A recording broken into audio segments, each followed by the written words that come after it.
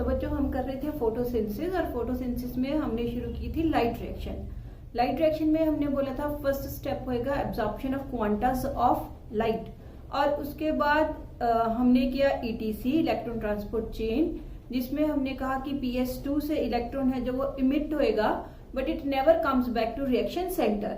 तो उसको जो वैकेंसी हुई है उस वैकेंसी को फिल करने के लिए there is photolysis of water. Water split करेगा, इलेक्ट्रॉन है जो वो PS2 को दे देगा, ऑक्सीजन बाय प्रोडक्ट की फॉर्म में रिलीज हो जाएगा, और क्या बचेंगे, ग्रेना के जो लॉकुलस है उसमें प्रोटॉन्स बच जाएंगे। नेक्स्ट स्टेप हमने करना है कि हमने कहा था कि during electron transport chain ATP and NADPH है जो उसकी सिंथेसिस होगी, जिसको हमने बोला था एसिमिलेटरी पावर। तो ये जो ATP की सिंथेसिस है इसको हम बोलते हैं फॉस्फोराइलेशन। इन फोटोसिंथेसिस फॉस्फोराइलेशन, पहले समझो what is phosphorylation. What is phosphorylation? तो जो फॉस्फोराइलेशन है ना, इसका मतलब होता है सिंथेसिस ऑफ ATP। ये जो ATP है ये ADP एंड इनऑर्गेनिक फॉस्फेट से बनता है, और इस ATP की सिंथेसिस दो जगह पे होती है हमारे सेल के अंदर। फॉस्फोराइलेशन है जो it takes place at 2 places in a plant cell. One place is mitochondria, जो हम सेलुलर रेस्पिरेशन में पढ़ेंगे, and second place is chloroplast.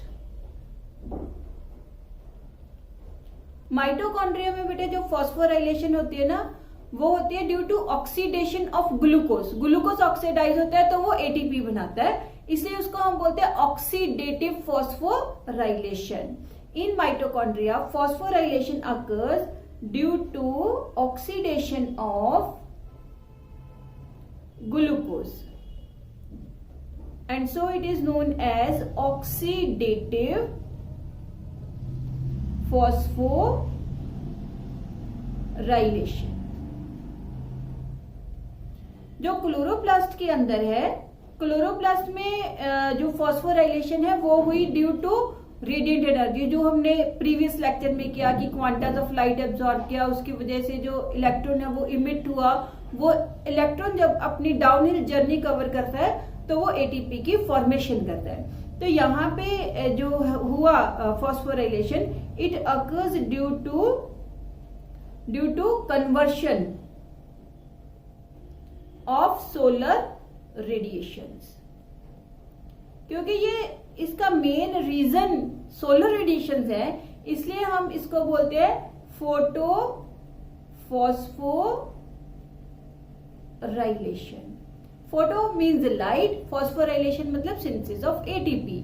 That is synthesis of ATP, synthesis of ATP in the presence of solar radiations। ठीक है, तो क्योंकि हम photosynthesis कर रहे हैं, फोटोसिंथेसिस क्लोरोप्लास्ट में होती है, तो इसलिए हम यहाँ पे फोटोसिंथेसिस में करेंगे फोटोफॉस्फोराइलेशन। तो नेक्स्ट स्टेप है photophosphorylation, that is synthesis of ATP in the presence of light। in photosynthesis in plants दो टाइप की फोटोफॉस्फोराइलेशन होती है। एक होती है साइक्लिक फोटोफॉस्फोराइलेशन,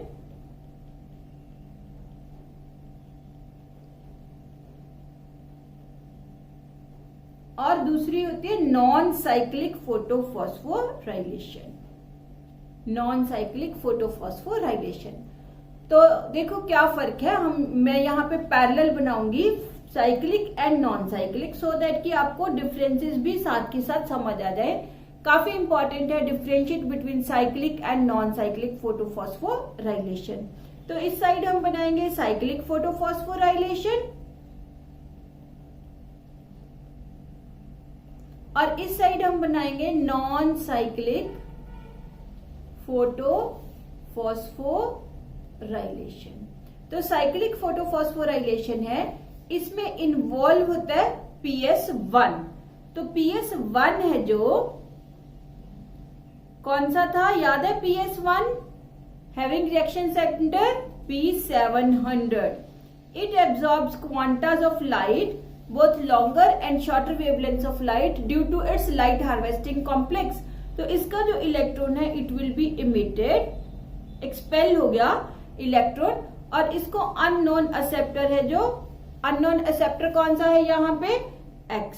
इसको अननोन एक्सेप्टर X ने एक्सेप्ट किया। अब ये अपनी डाउनहिल जर्नी शुरू करेगा। इसने अपनी डाउनहिल जर्नी शुरू की बाय टेकिंग,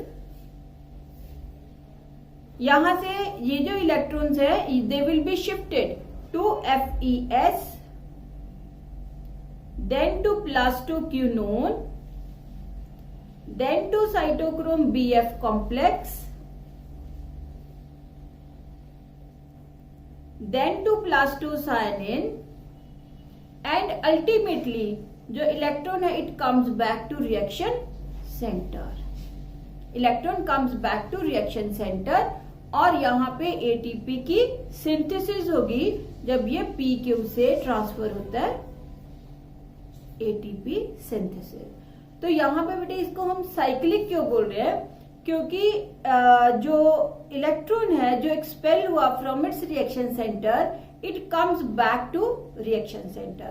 तो प्रोसेस है that is again repeated several times, और हर बार जब भी ये प्रोसेस रिपीट होगी तो ATP है जो उसकी फॉर्मेशन होगी। ठीक है, क्लियरली। अब जो दूसरा है वो है नॉन साइक्लिक फोटोफॉस्फोराइलेशन। तो non cyclic photophosphorylation is just like जो हमने ETS या ETC की थी, इलेक्ट्रॉन ट्रांसपोर्ट चेन, सेम है नॉन साइक्लिक फोटोफॉस्फोराइलेशन। क्या था उसमें, याद है? किया याद अब तक के नहीं? क्या था उसमें? PS2। सबसे पहले है PS2 का रिएक्शन सेंटर कौन सा? P680। It absorbs Qantas of light. जब इसने क्वांटास ऑफ लाइट एब्जॉर्ब कर लिए तो इसका इलेक्ट्रॉन है जो that will be expelled and is accepted by an unknown acceptor that is X। X से फिर ये जाएगा to +2 quinone, then to cytochrome Bf complex, then to +2 cyanine, और +2 cyanine से ये गया to P700। That is reaction photosystem 1। Photosystem 1 है, ये खुद भी अपने क्वांटास ऑफ लाइट है वो एब्जॉर्ब करता है, और एब्जॉर्ब करने के बाद इलेक्ट्रॉन है जो वो एक्सपेल कर देता है।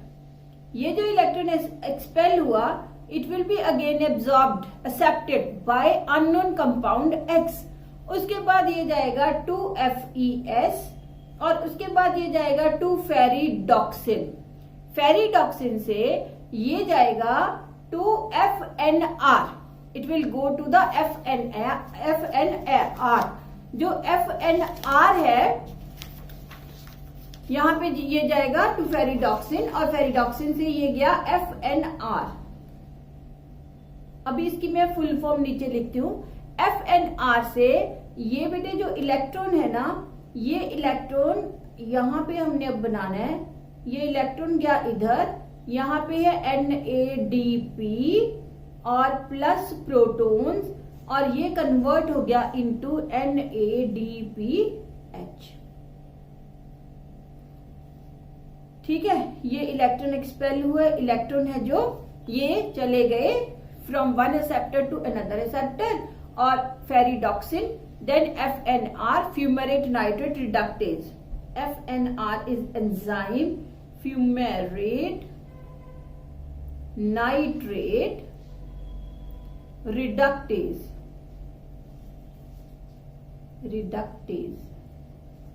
ठीक है, रिडक्टेज रिडक्शन जो इसका मतलब होता है कोई चीज एक्सेप्ट करना। कौन एक्सेप्ट कर रहा है? NADP एक्सेप्ट कर रहा है प्रोटॉन्स एंड इलेक्ट्रॉन्स को, इसलिए यहाँ पे रिडक्टेज एंजाइम है जो दैट इज रिक्वायर्ड जो NADPH बनाएगा। तो this is non cyclic. Non cyclic मैंने बोला जो हमने जेड स्कीम की वही नॉन साइक्लिक फोटोफॉस्फोराइलेशन है। अब दोनों में डिफरेंसेस देखो। सबसे पहला डिफरेंस क्या है कि इसमें सिर्फ एक ही फोटो सिस्टम है जो वो इन्वॉल्व होता है, इसमें दो फोटो सिस्टम्स इन्वॉल्व होते हैं। इसमें जो इलेक्ट्रॉन जो एक्सपेल हुआ it comes back to reaction centre, इसमें इलेक्ट्रॉन जो एक्सपेल हुआ it never comes back to reaction centre, क्योंकि ये रिएक्शन सेंटर के पास वापस नहीं आता, इसलिए यहाँ पे फोटोलिसिस ऑफ वाटर वो जरूरी हो जाएगा। जो फोटोलिसिस ऑफ वाटर हुआ उससे HI then electrons and then oxygen है जो वो इवॉल्व हुई। ये इलेक्ट्रॉन है जो इसके पास चले जाएंगे इसकी वैकेंसी को फिल करने के लिए। तीसरी चीज की तीसरा क्या डिफरेंस हुआ कि इसमें there is no need of photolysis of water, यहाँ पे फोटोलिसिस ऑफ वाटर होएगा। यहाँ पे कोई ऑक्सीजन इवॉल्व नहीं हुई क्योंकि फोटोलिसिस ऑफ वाटर नहीं हुआ, और यहाँ पे ऑक्सीजन इवॉल्व हुई क्योंकि फोटोलिसिस ऑफ वाटर हुआ। देन जो जब मैंने बेटे आपको ग्रेना वाला वो कराया था स्ट्रक्चर कि ऐसे करके ये ग्रेना बनते हैं, ग्रेना है जो वो अप्रेस्ड होते हैं, और ये ग्रेना की मेम्ब्रेन्स हैं, और ये स्ट्रोमा थैलेकॉइड्स हैं, ये उनकी मेम्ब्रेन्स हैं। ठीक है, तो हमने क्या कहा था कि जो PS1 है वो नॉन अप्रेस्ड रीजन्स पे प्रेजेंट है। PS1 है जो वो नॉन अप्रेस्ड रीजन्स पे प्रेजेंट है, जबकि PS2 है वो अप्रेस्ड रीजन्स पे प्रेजेंट है। दिस इज PS2 और ये है PS1। और ये जो स्ट्रोमा थैलेकॉइड्स हैं, क्योंकि यहाँ पे मेम्ब्रेन्स आपस में फ्यूज नहीं हो रही टू फॉर्म द ग्रेना, इसलिए इनके पास सिर्फ क्या प्रेजेंट होगा? PS1 प्रेजेंट होगा। अगर यहाँ पे सिर्फ PS1 प्रेजेंट है तो इसका मतलब ये नॉन साइक्लिक फोटोफॉस्फोराइलेशन नहीं कर सकते, ये सिर्फ कौन सी करेंगे? साइक्लिक फोटोफॉस्फोराइलेशन करेंगे। नॉन साइक्लिक कहाँ पे होएगी? ग्रेना में।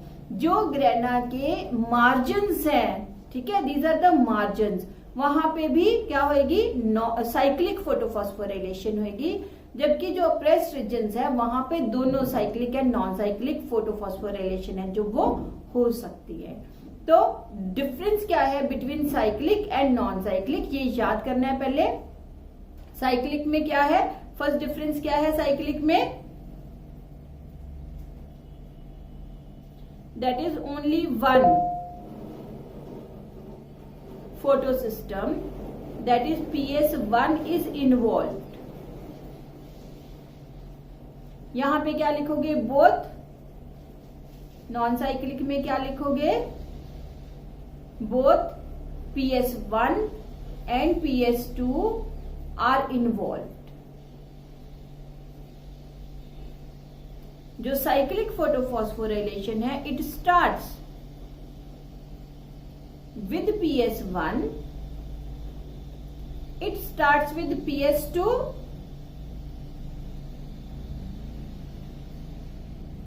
expelled electron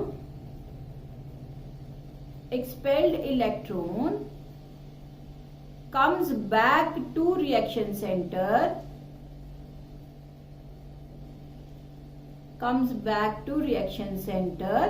यहां पे हम लिखेंगे expelled electron never comes back to reaction center। ठीक है, no photolysis of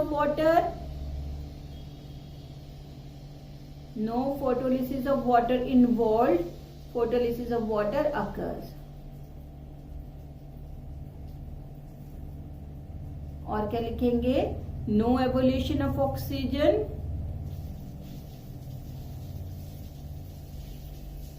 oxygen evolve हो गई। There is synthesis of ATP only,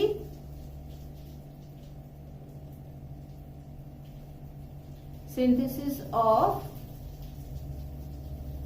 ATP and NADPH both. It occurs in stroma thylakoids which do not have PS2. It occurs in grana thylakoids. ठीक है, तो ये हो गया about the cyclic and non cyclic photophosphorylation. तो देखो photosynthesis NCERT. Cyclic and non cyclic photophosphorylation. Living organisms have the capability of extracting energy from oxidizable substances and store this in the form of bond energy.